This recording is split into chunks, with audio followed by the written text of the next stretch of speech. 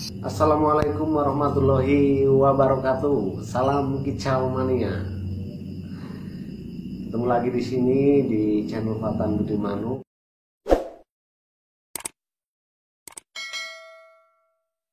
Selamat bergabung dengan para subscriber baru yang baru bergabung. Dan hari ini setelah lama sekali kita tidak upload video ya, karena mulai dengan kesibukan bekerja dan gantang juga lain-lain, karena ini sudah mulai new normal, jadi aktivitas sudah mulai kembali, jadi kita sudah mulai ada kesibukan. Pada malam hari ini kita berkesempatan untuk bertemu lagi di channel Fatan Budi Manuk. Kali ini kita akan membahas tentang part yang keempat, karena banyak sekali pertanyaan-pertanyaan dari teman-teman yang menanyakan bagaimana part keempat untuk penggacoran laba jantan dari bahan. Jadi buat kalian yang belum menonton di part yang pertama, part yang kedua, dan part yang ketiga, langkah baiknya kalian untuk melihat-lihat lagi video kami sebelumnya. Di sana kita sudah menjelaskan bagaimana cara menggacorkan laba jantan di part yang pertama, itu dari bahan, cara pemilihan, settingan-settingannya. Di part yang kedua, part yang ketiga, sampai keluarnya dobelan dan karakter lanjut ngekek. Di part yang ketiga kemarin kita benar-benar itu lakbet dari bahan ya, jadi lakbet yang biru itu memang lakbet saya yang memang dari bahan. Kita bukan beli jadi. Di sini kita menikmati proses. Buat kalian para penikmat proses ini tentunya kita sepaham ya. Karena satu, kita modalnya dikit ya. Kita pengen cari bahan yang meminimalisir modal. Jadi kalau bisa yang modalnya sedikit tapi untungnya gede. Itu prinsip ekonomi ya. Jadi kita cari bahan yang benar-benar prospek. Jadi bukan asal bahan, tapi kita harus mencari minimal dia ya punya durasi panjang lah. Durasi panjang ataupun minimal dia gacor. Kalau sudah seperti itu, kita setting, kita rawat dengan sepenuh hati tanpa terlalu ambisi ya. Ambisi itu boleh, tapi jangan terlalu over lah ambisinya. Kita santai, kita menikmati proses. Jadi ibarat orang itu sambil menyelam minum air lah. Kita setting jantan, jangan terlalu berharap lakbet ini akan konslet, karena konslet itu benar-benar rezeki. Jadi kita santai saja menikmati sambil kita menyeting gacoan kita di lapangan.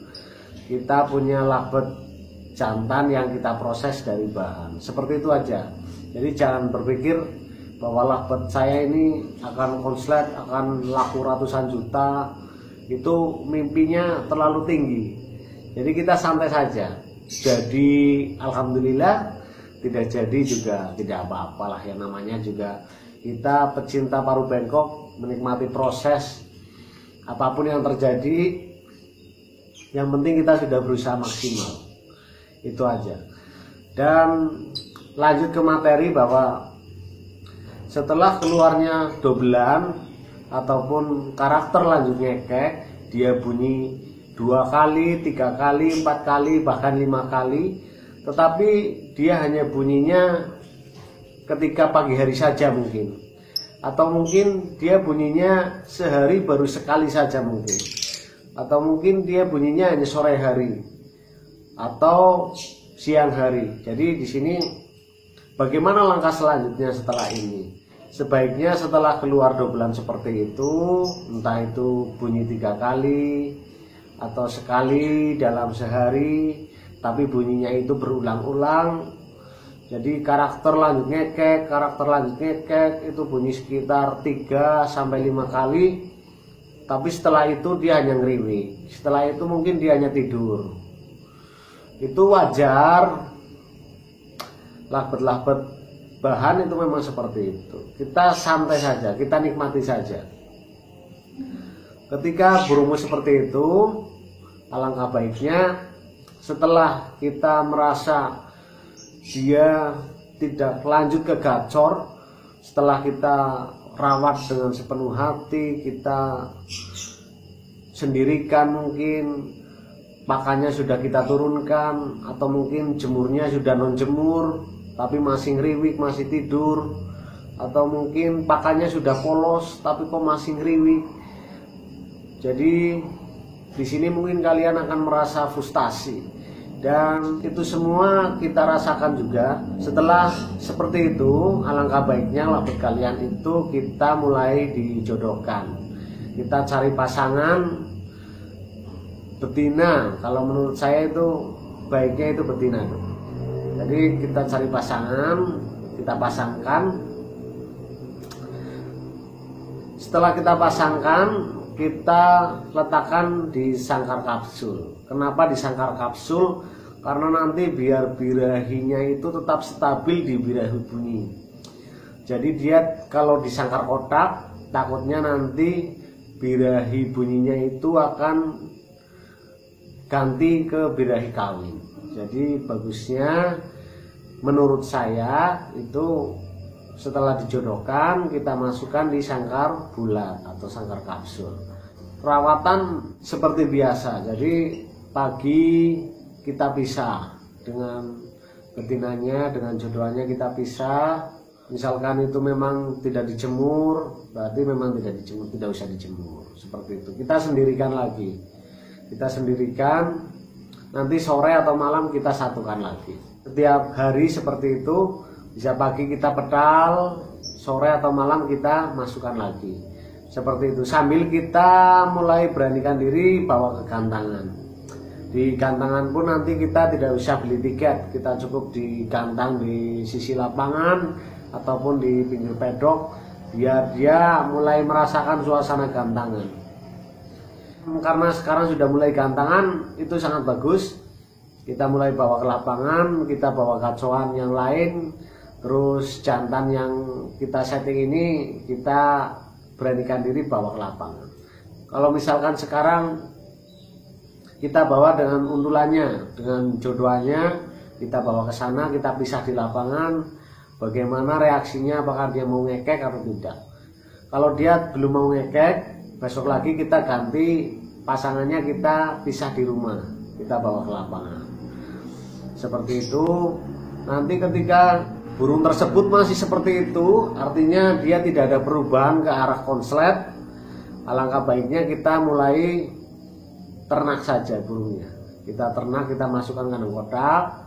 Setelah digantang dia tidak ada perubahan, setelah dijodohkan dia tidak ada perubahan ke arah konslet, kita jodohkan saja kita ternak saja di kandang kotak.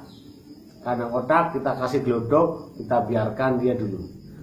Setelah dia nanti kawin, dia nanti akan mulai insting untuk reproduksinya itu dia akan keluar. Jadi dia akan kawin, dan betina pasti sekitar 1 bulan atau 2 bulan dia akan bertelur. Nah, setelah bertelur ini dia sudah selesai bertelur, kita cabut lagi jantannya. Ketika dia sudah mengeram, betina sudah mengeram, kita pisah, kita sendirikan, tidak melihat labet lain ya. Di sini kita setting lagi dari awal. Setting dari awal, yang biasa mandi pagi kita semprot mandi, yang biasa mandi sendiri dia biarkan dia mandi sendiri. Kita awal polos dulu, sedikit demi sedikit kita kencengi, dan jagung jangan terlalu sering dulu, takutnya nanti dia hanya birahi kawin. Jadi jagung cukup seminggu sekali kalau saya. Kita letakkan di tempat yang nyaman, kalau bisa itu tempatnya sejuk dan jauh dari sinar matahari, biar dia itu nyaman dan menghilangkan sardot atau ngeriwiknya. Nanti dia akan mulai, suaranya akan kering. Dia akan beda dengan waktu sebelum kita jodohkan dan kita peramkan. Dia suaranya akan mulai kering, suaranya mengering. Disinilah nanti proses menuju konslet. Dan ini fasenya akan terus menerus seperti itu. Jadi memang proses mencetak konslet itu memang membutuhkan waktu yang sangat panjang. Beda kalau kita membeli labet yang sudah jadi ataupun sudah setengah jadi. Jadi tinggal kita bawa ke gantangan, konslet, dan selesai. Tapi itu harganya mungkin di atas 10 atau 20 juta. Beda kalau kita menikmati proses dari bahan. Ini memang sangat panjang. Itu seperti itu terus. Rotasinya akan seperti itu. Nanti kita akan menemukan titik konslet di mana dia akan menemukan betina yang pas. Ketika dia kita pisah, dia nanti akan keluar dobelan. Dan kalau sudah ketemu dengan betina yang seperti itu, berarti labetmu sudah mulai ke arah konslet. Tinggal penguncian di lapangan. Memang labet konslet itu memang membutuhkan proses yang panjang, bikin pusing, bikin frustasi, bikin emosi. Tapi insya Allah kalau kita menikmatinya tidak terlalu dengan over ambisi, kita santai, kita nikmati, insya Allah nanti rezeki juga akan datang. Percaya dan tetap berdoa. Kiranya hanya itu dulu dari kami, kurang lebihnya mohon maaf. Di sini kita hanya sharing pengalaman, tidak bermaksud untuk menggurui siapapun, dan kami juga masih pemula, masih belajar. Kita hanya belajar bersama, dan kurang lebihnya mohon maaf. Wassalamualaikum warahmatullahi wabarakatuh.